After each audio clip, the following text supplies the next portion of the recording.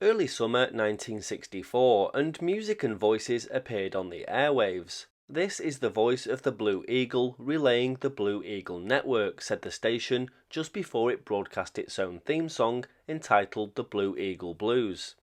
Listeners wondered about this new signal, and commercial broadcasters not only wondered but also became concerned because the station was causing interference to their signals. Who or what was the mysterious Blue Eagle, the station without a call sign, and where was it located?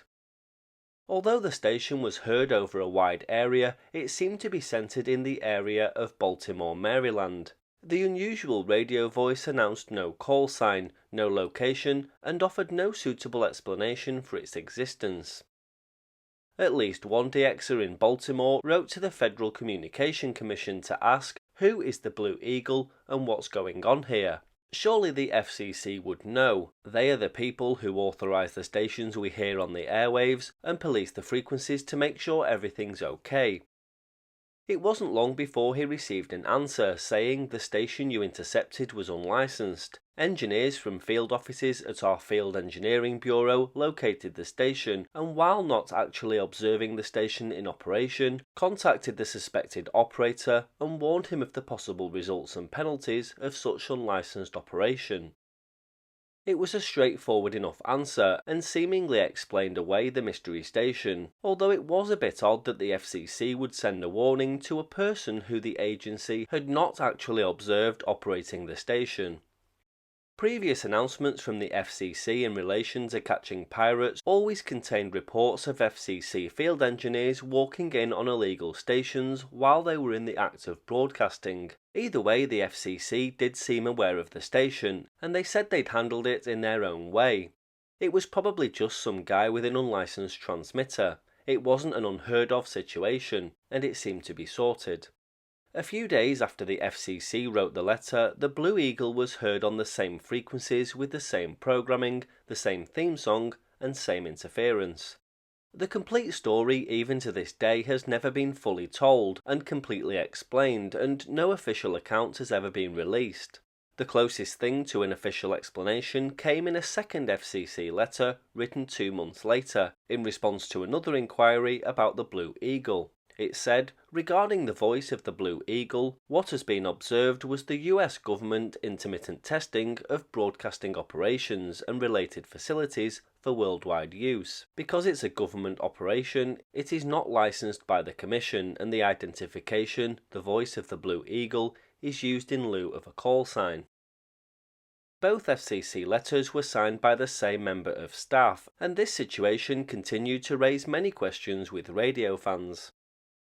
It was similar to the situation that had come about only 4 years earlier with Radio Swan, the CIA-backed anti-Castro broadcaster located on Swan Island, then a US possession in the Caribbean. The 50-kilowatt broadcaster was operating on 1160 kHz and creating massive interference to the operations of KSL in Salt Lake City and WJJD in Chicago. When asked about the existence and operations of Radio Swan, the FCC replied that it had no information in its files on such a broadcaster.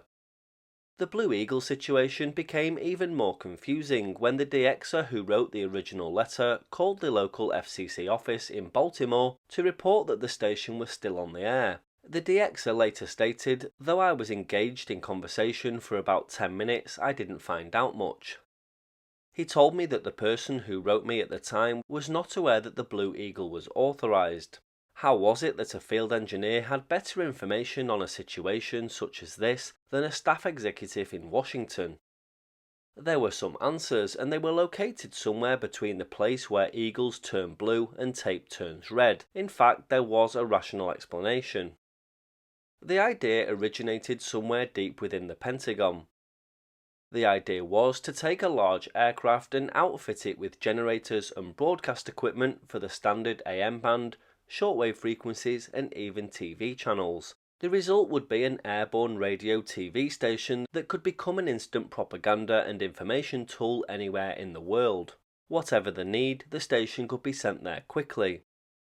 A similar plan had been used successfully by the Voice of America when it equipped a Coast Guard cutter, the Courier, with elaborate broadcast gear and anchored it at the island of Rhodes.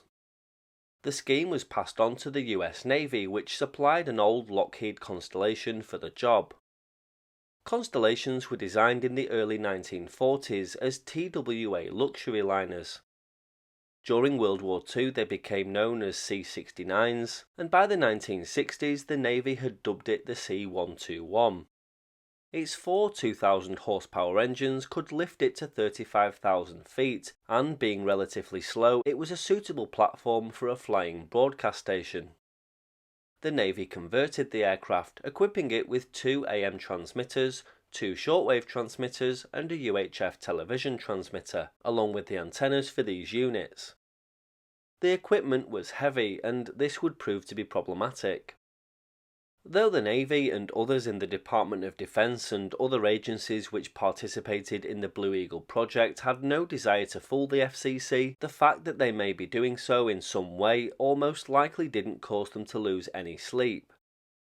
The FCC controls broadcast frequencies and the licensing of stations that operate on them, but they don't actually license or authorize stations operated by other agencies of the federal government, including the military. The agency does acknowledge that there are certain communication frequencies and band segments set aside for federal use. When FCC licenses are issued, they're generally not for operations in those reserved bands. As a courtesy, other federal agencies let the FCC know if they need to use frequencies normally regulated by the FCC. Either this didn't happen, or the FCC kept quiet. The project was ready to go and was given the name Blue Eagle, an identifier as opposed to an official call sign. Testing was required, and so up went Blue Eagle. It initially flew down the East Coast, transmitting regularly. Crewmen took turns being DJs. They had jazz, country music, rock, pop, and even BBC relays, plus the programming of two nearby commercial radio stations, WLDB and WMID, in Atlantic City, New Jersey.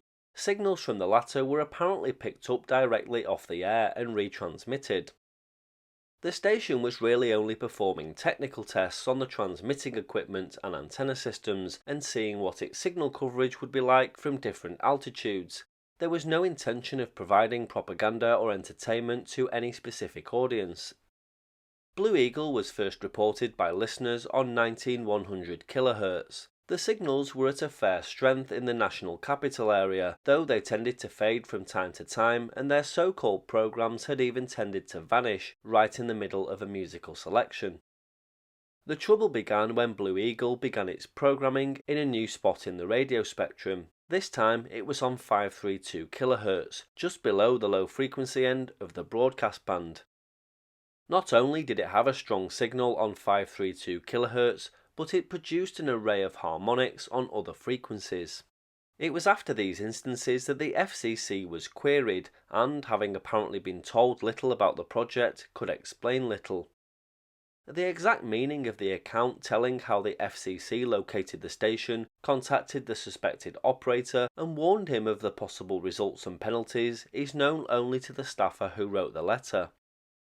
As the summer and the tests wore on, Blue Eagle appeared on additional frequencies, including 95330 and 13680 kHz. It then vanished for a while, but in April of 1965 it turned up again.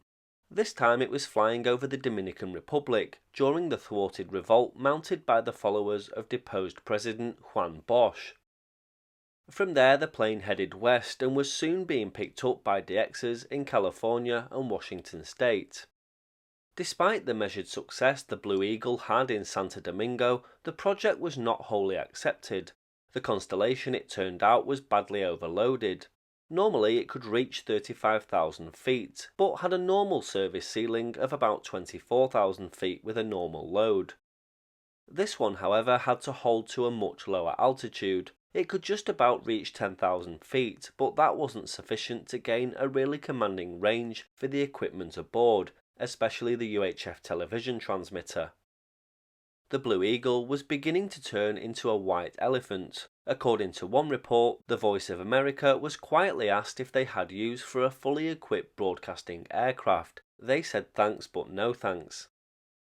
It next turned up on an unspecified island in the Pacific and sat languishing on an unused portion of the field, but true to its old habit of rising from the grave, it was to appear again. Early in 1966 came an announcement out of official circles in Saigon that revealed the presence in Vietnam of an aircraft outfitted with, amongst other things, no less than 2 UHF television transmitters. The plane, a Navy Constellation, was to circle above Saigon and would transmit programs simultaneously in Vietnamese and English.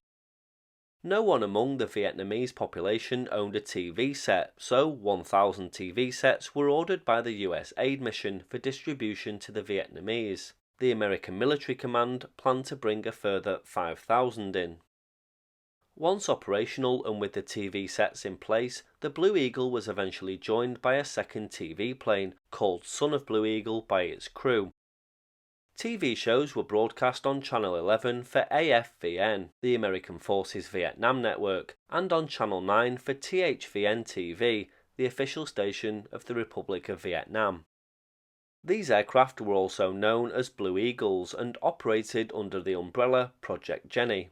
The controversy had not ended there, however. DXers talked about the mysterious Blue Eagle for several years afterwards.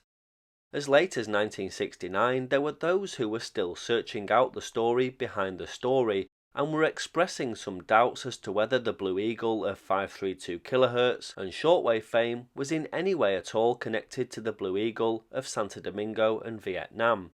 One DXer in the April-May 1969 issue of Radio TV Experimenter magazine flatly dubbed the entire episode as probably radio's greatest hoax of 1965, and expressed the opinion that the 532 kHz Blue Eagle was most likely a garden variety pirate broadcaster whose use of the ID Blue Eagle was only coincidental to the Navy's use of it a few weeks later. I guess we'll never know.